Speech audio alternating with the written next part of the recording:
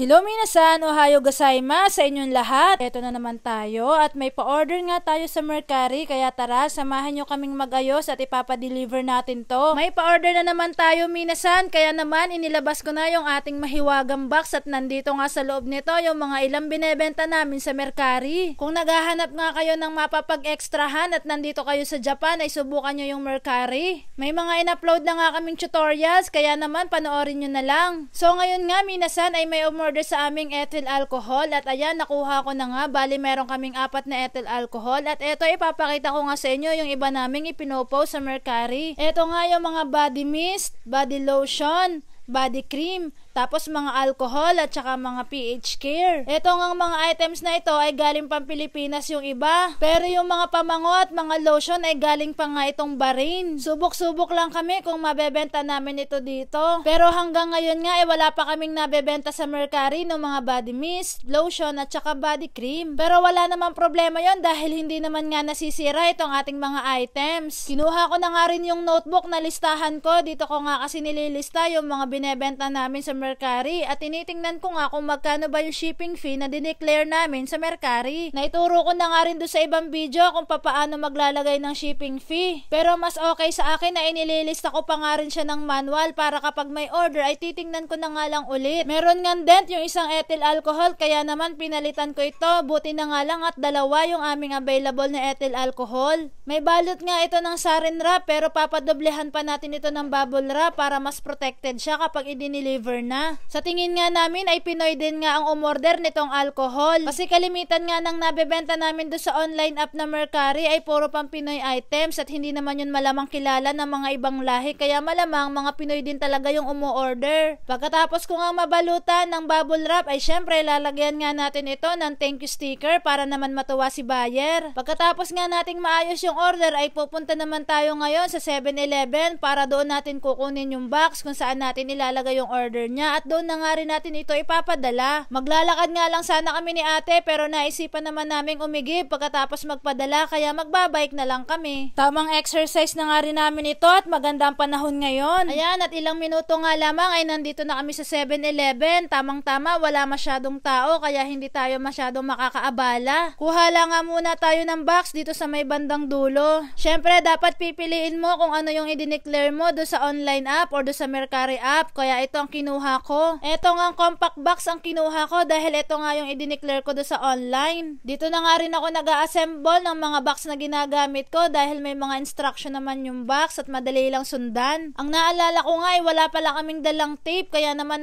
problema kami dito kanina dahil wala kaming tape. Kaya naman kinailangan pa naming humiram ng tape dito sa staff ng 7-Eleven. Ayaw nga kasi namin na mag-aalog-alog yung aming item, kaya naman tinetape namin ito do sa mismong box kahit may balot na siya ng bubble wrap. May nakalagay na nga ring double-sided tape itong compact box na ito, kaya hindi ka na mahihirapan pang magdikit. Pagkatapos ko nga maiayos yung package ay ako naman ay pumila na dito para ipa-deliver na. Dito nga ang kailangan mo lang ay yung barcode na generate mo galing doon sa application. At syempre tulad pa din ng dati, bibigyan ka ng sticker, ikakapit mo yung sticker doon sa box, tapos bibigyan ka ng resibo, then ilalagay mo lang yung resibo sa loob. Tapos tatanungin ka ng staff kung may specific time ka na gusto mong ipadala yung order. Pero ako nga kalimitan ay sasabihin ko lang diyan ay kahit anong oras. Pag nalagay mo na nga yung resibo ay di ibibigay mo na sa kanila yung box at ready na yan for delivery. Kalimitan nga ay 2 to 3 days yung ETA kapag nagpapadala ka dito. Ayan, natapos na tayo. Hanggang dito na lang muna. Jane!